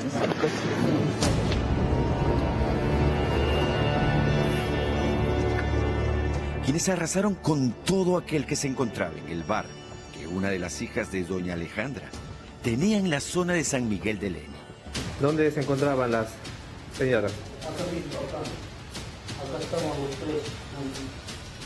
En este lugar se ha encontrado a la dueña, ¿no es cierto? Y acá, en esta zona, su hermana y sus 2 hijos. Lugar donde la droga parece ser pan de cada día. Zona, dicen, controlada por los terroristas de Sendero Luminoso al mando de Víctor Quispe Palomino, camarada José, amo y señor del Vizcatán. Vizcatán del N, el distrito donde ocurrió esta matanza, es uno de los 5 distritos del Braem que, según estadísticas de Devida, tienen la mayor cantidad de producción de hoja de coca. 2.500 hectáreas contabilizadas, pueden ser muchas más, solo que no es muy fácil encontrarla. Y es uno de los que más coca tiene. Y además ahí hay laboratorios de cocaína y además ahí hay rutas para sacar la droga hacia otros sectores del Braem. Es decir, es el epicentro ideal. No es gratuito que esto haya ocurrido en un lugar como Ixcatán del Este. Regulan el narcotráfico en el área para que no haya excesos de una u otra parte. Por eso es que nosotros no vemos en la selva, en toda esta área, no vemos actividades de sicariato permanente por el narcotráfico, ¿no es cierto? No vemos un desarrollo desmesurado de las bandas de los narcotraficantes, como algunos mencionan, porque el que está dominando el área es el terrorismo. Esta imagen corresponde a casi una década atrás, cuando un equipo periodístico logró internarse en el Brain y entrevistar por aquella época a los altos mandos de Sendero Luminoso en la zona, además de los hermanos Quispe Palomino, camarada José y Raúl, entre otros cabecillas. La cámara captó también a este muchacho de entonces de 16 años de edad, cargando un arma de fuego de largo alcance, robada a efectivos de las Fuerzas Armadas en una de las emboscadas perpetradas por los senderistas. Si él tiene esa arma es porque él, por esfuerzo mismo, se la ha conseguido. Actualmente él está manejando Galil porque el sueño de él era tener un Galil, porque Galil es un arma israelí de asalto, plegable, mucho más versátil, y él soñaba siempre con Galil, y tiene Galil. Se sabe que Carlos nació en cautiverio, es decir, su madre o su padre o ambos habían sido probablemente secuestrados en una de estas oleadas de los años 90. A los pioneritos, como se les conoce, se les entrena en paralelo la mente y el cuerpo, ¿no? Se les adoctrina con todo este pensamiento absolutista, dogmático del maoísmo, con guiones, y al mismo tiempo se les empieza a entrenar no solo en el uso de armas, sino en estrategias en técnicas de persecución, en técnicas de escape, en el sembrado de trampas en el monte, en la preparación de explosivos. Las informaciones hoy proporcionadas por inteligencia, que incluyen fuentes humanas, apuntan a que este muchacho de entonces de 16 años, ahora con 25 o 26 años, habría sido uno de los responsables de la columna senderista que la noche del domingo pasado asesinó con armas de largo alcance, de forma cruel y terrible, a 16 personas, entre ellas 4 menores de edad, quienes se encontraban en 2 bares ubicados en la zona. Al parecer, la columna senderista iba, entre comillas, a la casa de 2 narcos de la zona. Pero algo habría salido mal.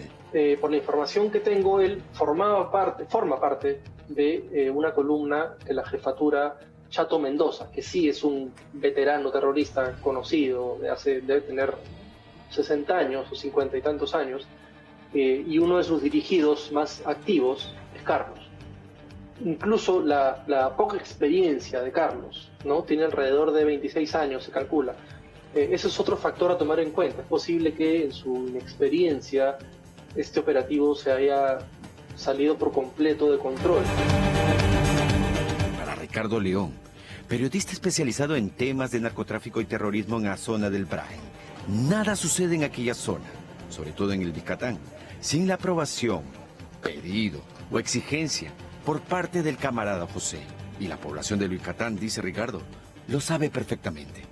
Por eso para él es casi imposible que sicarios u otros personajes ajenos a la zona hayan perpetrado tamaño asesinato y salir sin ser detectados y ser capturados por los narcosenderistas, con sus 1000 ojos y oídos, que todo lo ven y todo lo escuchan. Muchos se preguntan por qué hasta ahora Sendero Luminoso y los Quispe Palomino no reivindican este atentado. Porque uno, es muy pronto, ellos se toman su tiempo, nadie los apura, ¿no?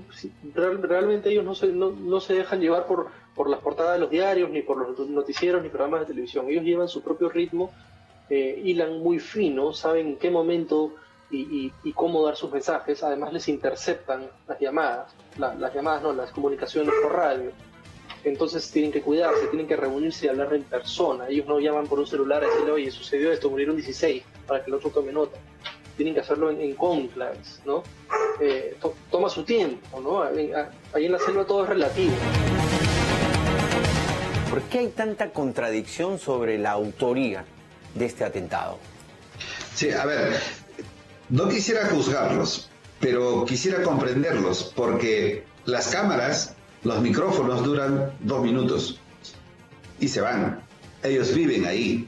y ellos van a pagar las consecuencias si dicen lo que saben. ¿Y qué es lo que saben? Que es Sendero el que domina el área. Hay que comprenderlos. No, yo no los ataco, los comprendo. Una pregunta que surge a raíz del atentado en San Miguel del N es cómo por décadas los hermanos Quispe Palomino se hayan instalado y operado en el Brain controlando varias zonas y el negocio del narcotráfico. Para entenderlo, dicen, hay que tener claro algo. Desde sus inicios, a principios de los 80, para Sendero Luminoso a la cabeza de Abimael Guzmán Reynoso, el narcotráfico ha sido desde siempre la fuente importante para costear su absurda y sangrienta lucha. Por eso es que Guzmán, finales del año 82, envía a Artemio y a María Clavo Peralta, que era su jefa, al Huallaga, para controlar a Huallaga. Primero llegan a Uchiza, algunos enfrentamientos, se posicionan y ellos se encargan de controlar las narcopistas. Pero después de conquistar el Huallaga, ellos controlan el Brain, cosa que las remesas, al usar cantidad de dinero, ha podido equiparar el alto costo que tenía esta guerra de guerrillas que había declarado Sendero Luminoso. Además del camarada Artemio, dice el especialista Pedro Yaranga, Sendero Luminoso y Abimael contaban también con los ingresos producto del narcotráfico, generados en el Brain, por su mano derecha, el camarada Feliciano, quien por entonces trabajaba con los otros miembros de Sendero, los hermanos Quispe Palomino, camarada José y camarada Raúl. Este último finalmente traicionaría centrando a Alberto Ramírez Durán, camarada Feliciano, en 1999, para que éste sea capturado por las fuerzas del orden y así, él y su hermano, tomar el control de Sendero Luminoso en el Brain. Esta foto data de aquellos años, cuando Jorge Quispe Palomino, camarada Raúl, fue capturado por el ejército y esta otra, colaborando para centrar a Feliciano, y luego de ello, engañar al ejército y adentrarse nuevamente en la selva al encuentro de su hermano camarada José. Los hermanos no veían entonces con buenos ojos la supuesta rendición de Abimael Guzmán en el 93, llamando a sus huestes a deponer las armas. Incluso, una vez capturado Feliciano, los hermanos Quispe Palomino, junto a Alipio, emprendieron una lucha encarnizada, buscando dar muerte al camarada Artemio en el Huallaga. Pues Artemio era gracias a los cupos a los narcotraficantes, dice la policía, proveedor del dinero, para solventar los planes de Abimael Guzmán, que buscaba introducir a Sendero Luminoso a la vida política, como lo hizo en el 2009, a través del Movimiento por la Amnistía y Derechos Fundamentales, Movadef. Por eso, para los Quispe Palomino, era importante matar a Artemio. Sin embargo, la Dirandro se adelantó y capturó a Florindo Flores Ala, camarada Artemio, en el 2012. Cae el 92 Guzmán, entonces Artemio tenía relación con la gente del Movadef, porque la gente del Movadef sigue representando al Partido Comunista del Peruano ante los partidos comunistas del mundo. La pretensión de los Quispe Palomino de llegar al Huallaga y asesinar a Artemio era justamente por eso. Asesinando a Artemio, que era el último integrante del Comité Central, los Quispe Palomino se posicionaban como los representantes del Partido Comunista del Perú ante los partidos comunistas del mundo. Pero ahí se le anticipan los medios y se le anticipa al Movadef y lo estigmatizan como narcoterrorista. Sin embargo, dicen los Quispe Palomino no se habrían quedado atrás. Y desde la fundación del Movadef en el 2009, habrían empezado también ellos a sostener reuniones con dirigentes de la zona que puedan llevar su voz incluso al extranjero. Uno de ellos, señala la DIRCOTE, habría sido el hoy congresista de Perú Libre, Guillermo Bermejo, actualmente procesado por supuestamente haber en el 2009 sostenido reuniones con los Quispe Palomino en campamentos senderistas. Incluso Quispe Palomino, a través de Alex Pimentel, apodado el Poeta, habría buscado divulgar en redes sociales las ideas del militarizado Partido Comunista, hasta que Pimentel fue capturado por la DIRCOTE en el 2018, acusado de hacer prensa y propaganda a los Quispe Palomino. Pero actualmente Pimentel estaría prófugo de la justicia.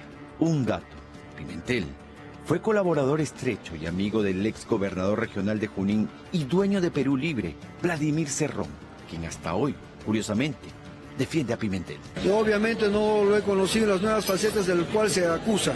Sin embargo, considero todavía de que Alex Pimentel es inocente y no creo que tenga los temas de terrorismo, un activista de eso en absoluto, ¿no? Mantengo mis dudas.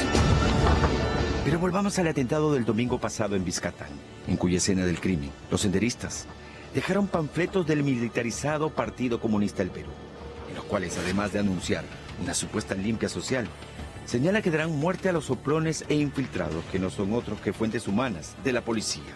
Fuentes que, descubiertas por los Quispe Palomino, son asesinadas cruelmente, como sucedió en marzo pasado, en Ayacucho, donde toda una familia fue secuestrada y asesinada, acusada de soplones.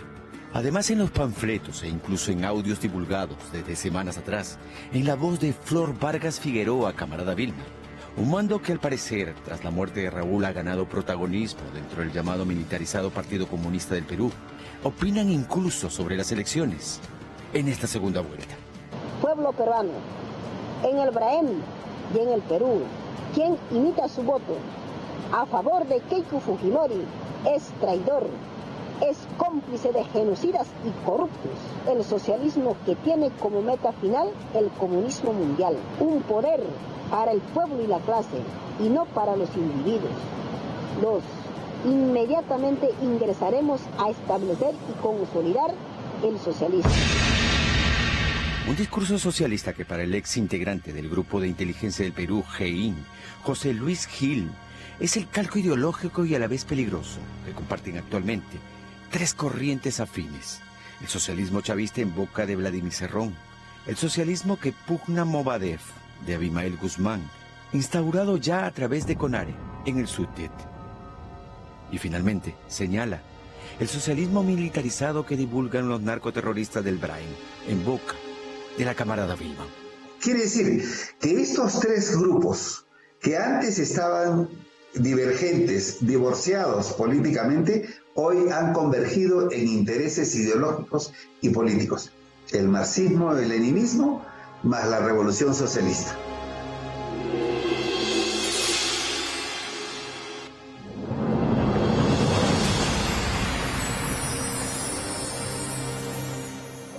Una lástima, una pena que el candidato Pedro Castillo, cuando en dos oportunidades su contrincante hizo referencia a el juicio, por ejemplo, que ha reiniciado para Pedro Bermejo, candidato electo por Perú Libre, por presunta afiliación con el grupo narcoterrorista, no haya respondido absolutamente nada, y que tampoco lo haya hecho con la información, la investigación que hoy publica el diario El Comercio, que publicó ayer, que más de 270 militantes hoy inscritos en Perú Libre habían estado en los padrones de Movadef. Esas son cosas que hay que responder, y hay que responder tajantemente, porque esta no es una invención de la prensa y tampoco es terruqueo. Decir información real y concreta, que la DIRCOTE señala que Movadef es el brazo político de Sendero Luminoso, que es una fachada. Movadef, que es una organización que en el 2016 pretendió convertirse en partido político, en una alianza de movimientos, y que el Jurado Nacional de Elecciones le dijo: no, señores, ustedes no se inscriben porque ustedes representan esto, una organización terrorista sanguinaria que no depone las armas, que no abdica de su deseo de llegar al poder a través del terror y de las armas. Entonces, la verdad es que ni el coqueteo, ni la cercanía, ni nada. Uno, frente al terrorismo, lo que tiene que hacer es deslindar y hacerlo con acciones concretas y reales. De momento, las respuestas del profesor Castillo, que lo hemos dicho, el candidato Castillo ha condenado el terrorismo, como lo hacemos todos los peruanos. Pero cuando se le pregunta sobre estos temas particulares, sus respuestas han sido tibias. Y eso sí es preocupante, y no es terruquear, es reclamar que sea tajante en el discurso y en los hechos. Un detalle más, en el 2017 el señor Castillo fue elegido por la base sindical del CONARE-SUTEP, la base del magisterio, a la que una vez más, y me remito a fuentes oficiales, la DIRCOTE señalaba que el CONARE-SUTEP era el ala más radical del sindicato de magisterio y que tenía también vinculación nuevamente con Movadef. Entonces, sí necesitamos, frente al terrorismo, porque hay quien dirá, pero no ha sido Sendero Luminoso, son los narcotraficantes. Perdón, señores, narcoterrorismo, porque el terrorismo hay, terrorismo de Estado, lo hay. ¿No lo estamos viendo en Venezuela? Esas represiones violentas, esa violación sistemática de los derechos humanos, terrorismo de Estado. ¿Hay narcoterrorismo? Lo hay. Los quispe palominos, aliados con remanentes de Sendero Luminoso, narcoterrorismo. Hay terrorismo de organizaciones netamente criminales, sanguinarias como Sendero Luminoso, lo hay. Al final del día es terrorismo y hay que combatirlo y condenarlo. No solamente en el discurso, en hechos concretos y deslindando. Y además, acabarlo. Dejar en el abandono a la gente que está sometida al miedo y al terror y a ver cómo avanza el narcotráfico, protegidos por bandas criminales, es el error que el Estado y quien asuma la presidencia el 28 de julio tiene que hacerse cargo. Tiene que hacerse cargo. ¿Lo podrá hacer alguien? Hemos visto un video del señor Bermejo, candidato electo de Perú Libre, el señor Guillermo Bermejo, sentado con campesinos cocaleros. No vamos a denostar de la hoja ancestral, de la hoja de coca y de todas sus propiedades. Pero lo que está ocurriendo en Vizcatán del N es que están aumentando los sembríos de coca. Junín es la 4ª región en el país en producción de hoja de coca. Y los campesinos denuncian que llegan las bandas narcotraficantes a invadir sus terrenos para incrementar la producción de hoja de coca con fines de narcotráfico. Y ahí hemos visto al señor Bermejo con el candidato Castillo presentándoselos y presentando un pliego de reclamos para los campesinos de la hoja de coca y los cultivos de hoja de coca. Se va a separar paja del trigo, se va a proteger al campesino que efectivamente con honestidad cultiva su hoja de coca para fines medicinales, o vamos a permitir que bajo esa cobija se aprovechen bandas narcotraficantes. Un deslinde claro. No pedimos otra cosa, y esto no es terruqueo, estos son hechos concretos. Nos vamos a la pausa y vamos a regresar con un himno de la década de los 80 que sigue vigente 30 años después, de los finales de los 80, de los 90, Las Torres. Era una canción catártica, pero también una canción de crítica. Lo sorprendente es que parece que no mucho ha cambiado desde aquella época, y este atentado en el Braem nos ha hecho nuevamente, nos han sonado campanitas en la cabeza, pero campanitas que nos erizan la piel. Vamos a regresar con eso. Los 30 años de Las Torres, de los no sé quién y los no sé cuántos. Pero tengo antes mensaje de nuestro auspiciador. Televisores LG OLED Evo 2021 trae la nueva evolución con sus millones de píxeles autoiluminables. Su tecnología avanzada te brindará colores más brillantes y nítidos con un contraste infinito para iluminar tu mundo. Ahora podrás disfrutar de todas tus series con una calidad de imagen extraordinaria y un sonido envolvente Dolby Atmos. Su inteligencia artificial y control remoto Magic Remote te aseguran un entretenimiento ilimitado. Televisores LG OLED Evo ilumina tu mundo. Ahora sí, hacemos una pausa y volvemos con Las Torres. Esta noche, en Día de Las Torres, 30 años después, una canción convertida en el himno de una generación que bailó y gritó contra el terrorismo y la corrupción. Sigue vigente porque las cosas van a andar mal. Así es que ojalá que no mucho tiempo eso pase totalmente de moda. Quédese en Día.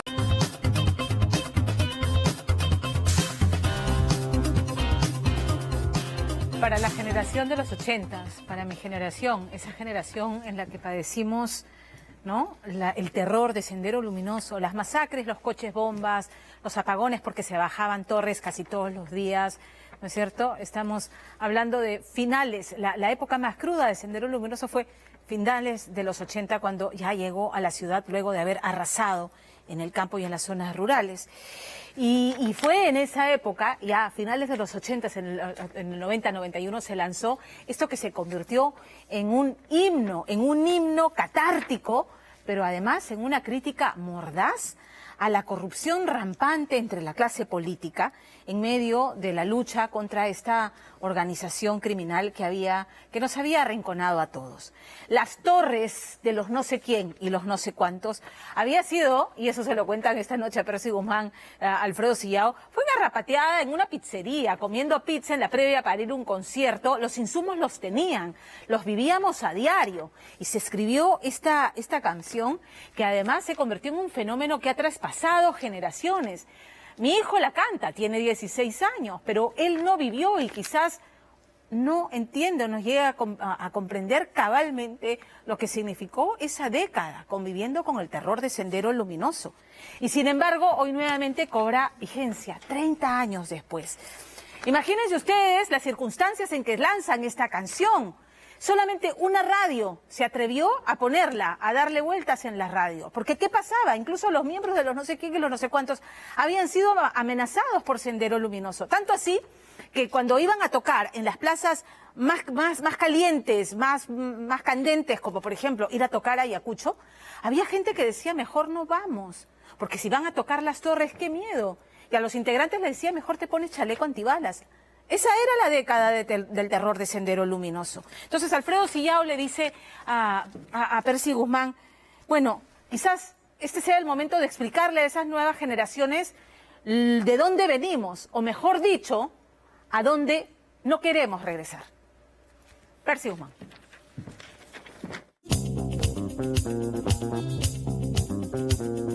Años de Las Torres y acá seguimos. ¿Y quién iba a decir que la canción sigue vigente, ¿no? Y ese video que salió hace tanto tiempo sigue siendo tendencia, aunque en esa época no había internet, pero no importa, sigue siendo. ¿Se acuerdan del video que salió? Acá está.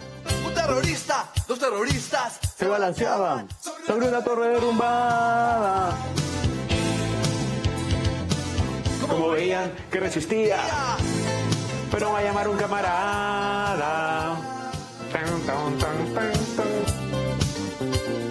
Total corrupción en todos lados, y por 5 lucas, diputado, un juez, un fiscal, un arquitecto en su defecto, un novelista, un par de periodistas, arzobispo, un cardenal, sin que llora y una virgen de verdad, Sasa Fujimori.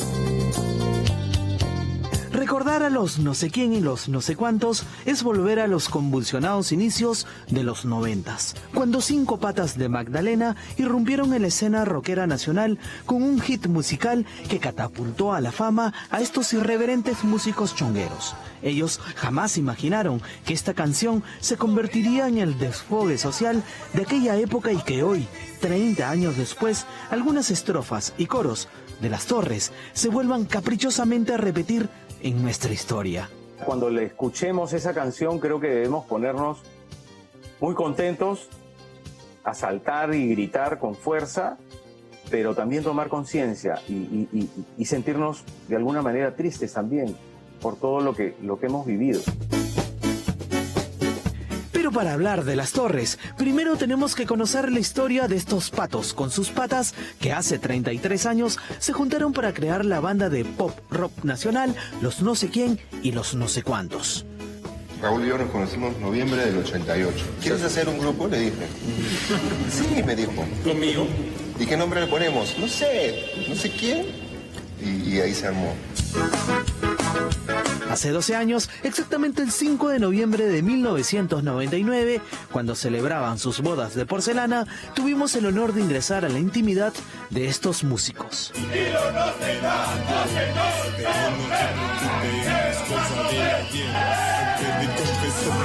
La arena quemada y sitio alrededor.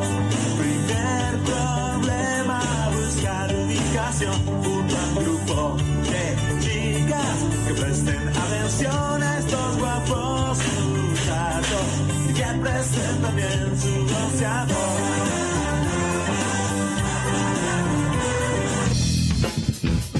En aquella oportunidad realizamos un reportaje conmemorando los 20 años de vida musical de estos irónicos personajes, junto al feo Raúl Romero, Pedrito Silva, Tito Llosa, Pablito Bonner y el cholo Fernando Ríos. Nos mojamos hasta los calzoncillos para aquella nota de aniversario. Para nosotros es un orgullo en realidad tener esa canción como Magdalena, como Los Patos, Las Torres, ¿no? Las Torres pues tiene el tema político metido ahí, ¿no? Un terrorista, dos terroristas, un guerrillero, MRTista, un traficante en el Guayag, el Búfalo, Prista, Agustín Mantilla, Alan García y su compañía Villanueva se balancea sobre una torre derrumbada. Entonces es una canción que cada cierto tiempo se actualiza, ¿no? Y ahora, como está en la situación las versiones de Las Torres. Cada 2 días sale una versión diferente de Las Torres, apoyando a uno, apoyando acá, criticando aquí, criticando allá, pero bueno, en fin. El Cholo, junto a Alfredito Silló, fueron los creadores de esta canción que nació en 1989 en una pizzería miraflorina mientras esperaban para la prueba de sonido de un concierto en el desaparecido Tarot Pub de la avenida Comandante Espinar. Y hace tiempo no me acuerdo qué estábamos tocando, creo que estábamos, la típica cosa que hace que uno está calentando y tocando un poco cualquier cosa, un jam, ¿no? Como dicen. Creo que era una canción de Police, dicho sea de paso, y cuando estábamos en medio de esto empecé a rapear. Por lo menos al resto del grupo le pareció interesante seguir con la idea. Cuando volvimos a tocar esa misma noche, ya me había hecho una letra de la canción. Y esa noche debutó la canción.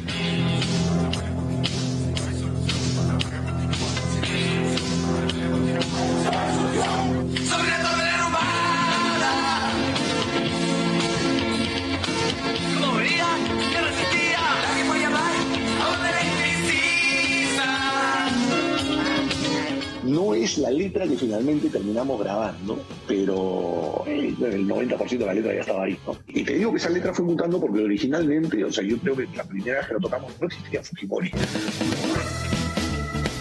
Las Torres aparece como una canción más del segundo álbum Con el respeto que se merecen, disco estrenado en el año 1991. Y aunque el single promocional era otro tema, la nostálgica Radio Rock en Lima, Doble 9, fue la primera emisora que se atrevió a enrotar la canción que contaba cómo los terroristas, junto a políticos corruptos, se balanceaban sobre una torre de alta tensión derrumbada, mientras el pueblo clamaba a viva voz: si no hay solución, la huelga continúa. Era una época complicada, la época de terrorismo en el Perú, ¿no? O sea, había toque de queda todas las noches, no como ahora en pandemia, sino por el tema de terrorismo, ¿no? Entonces eran temas muy complicados en el Perú y claro, ninguna de las radios se atrevía a pasar esta canción, ¿no? O sea, esta canción era de alguna manera complicada pasarla, ¿no? De inmediato el éxito de los No sé quién creció gracias a la divertida estrofa en clave de rap, donde los personajes del momento eran los tristes protagonistas de esta historia. Las Torres se convirtió en un fenómeno musical, un hit que por la ironía de su mensaje ocasionó que los integrantes de esta banda fueran amenazados por Sendero Luminoso. Sendero Luminoso tenía un periódico que era oficial, que era El Diario, y ellos lo sacaban y claro, todo el mundo tenía miedo porque por ahí decían el tal juez no sé qué, y ese juez podía haberse baleado. Entonces sí era un riesgo aparecer en ese periódico, ¿no? Pues tocamos en Ayacucho, me acuerdo también, y nos dieron para salir con chalecos antibalas, ¿no? Ah, tuvieron que cantar con chalecos. No los pusimos. No los pusieron. Sí, dijimos, no, ¿qué va a pasar? No pasa nada. Si le disparan a Raúl. También se tejieron algunas leyendas negras, ¿no? Que por ejemplo Montesino fue el que montó esta canción para que ustedes la hagan y le pagó a Raúl Romero. Sí, sí, he escuchado. No, nada, absolutamente. ¿Tú qué le hiciste prácticamente? Nada. Nada que ver. Nada. Ahí lo que generó la canción fue un slice de pizza.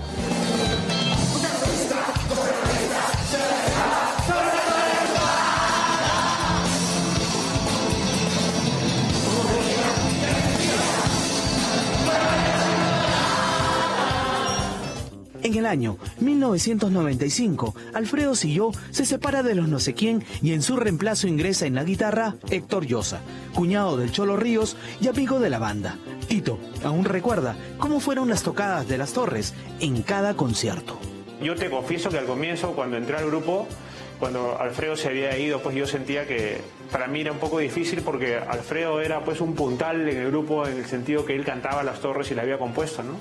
Me quedé impresionado de ver que la respuesta del público era la misma, una explosión de alegría, de entusiasmo, de querer participar todos juntos en la canción, y eso es porque yo pienso que hay ciertas creaciones artísticas que trascienden de repente a la persona de su autor y sus intérpretes, ¿no? Al año siguiente, los no sé quién deciden separarse, pero el furor y cariño de su público los animan a juntarse en 1998 para el gran estelar de la Feria del Hogar. Desde aquella época, los no sé cuántos llenaban multitudinarios festivales y conciertos. Una anécdota, si me preguntas, el día que murió Chirino Soto, nosotros teníamos un concierto, ¿no? Entonces, ¿qué hacemos? Decíamos, ¿no? Y la gente estaba esperando la canción, ¿no? Entonces, pedimos, bueno, digamos, un minuto de silencio por Chirino Soto, pero la gente pidió que toquemos la canción, ¿no? Con mucho cariño la tocamos, ¿no? Y la gente, si no tocábamos Las Torres, nos mataban, ¿no? O sea, la gente esperaba Los Patos y las Patas, Magdalena y Las Torres. Sin eso no había un concierto de los nosequeños, ¿no?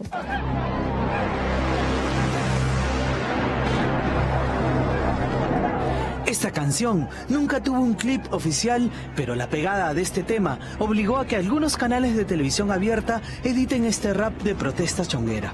Incluso el potente coro de Las Torres fue considerado en la exitosa película nacional Avenida al Arco.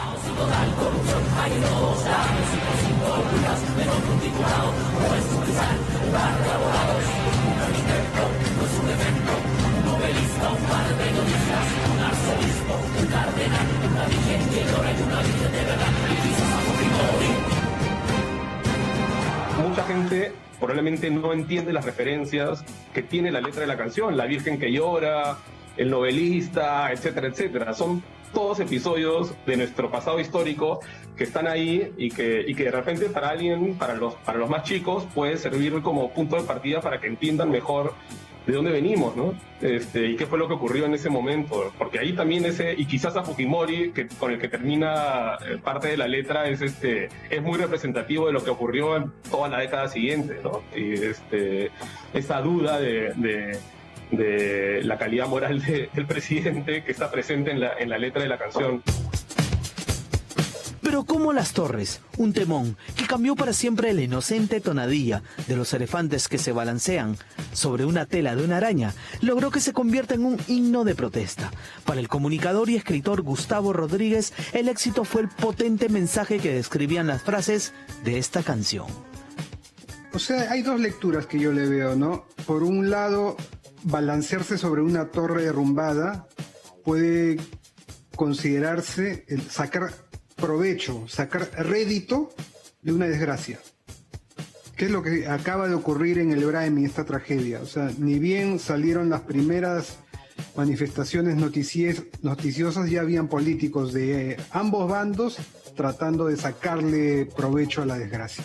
Otro mensaje que para mí transmite la canción es cómo, no importa en qué bando estés, este es un país en el que tendemos a pensar en nuestro propio beneficio antes que pensar en colectividad, en comunidad. Sin duda, Las Torres es un tema icónico del pop rock nacional. Un coro que se va haciendo más largo y una estrofa que se coreaba a viva voz cada vez que sonaban los punteos del terrorista que se balanceaba sobre una torre derrumbada.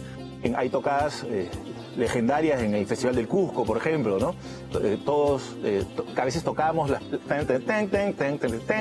y todo el mundo cantaba la canción sin que nosotros la cantemos, ¿no?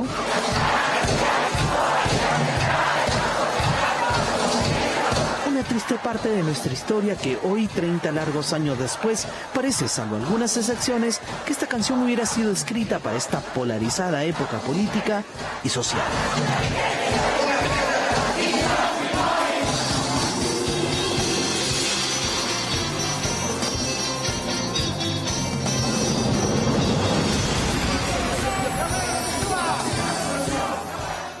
Y si usted como yo tiene hijos adolescentes, que sea esta un motivo para sentarse y conversar, para hacerles entender lo que fue la década y el combate, la década de los 80 y el combate contra el terrorismo.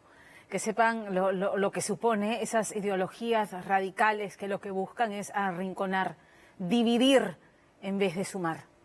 Hable con ellos, involucre a sus hijos en política, forme ciudadanos responsables.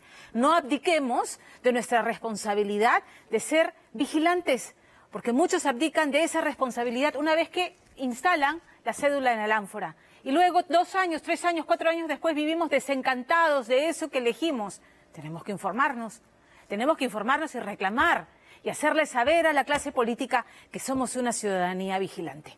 Empiece formando ciudadanos responsables, hágalo con sus hijos. Si le gustan las torres y a su hijo también, que sea el momento propicio para discutir del tema. Que no vivan ajenos al quehacer político. Nos vamos con esto a la última pausa.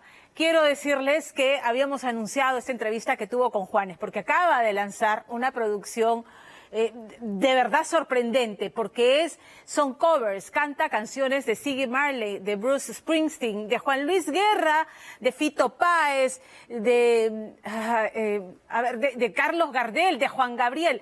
Es increíble porque de verdad son himnos, canciones muchas de culto y que sin embargo se las apropia en su estilo. No les digo más, eso estaba para el siguiente bloque, pero el tiempo nos ha ganado y se los prometemos para una siguiente edición de Día D. Con esto me voy a la pausa y regresamos.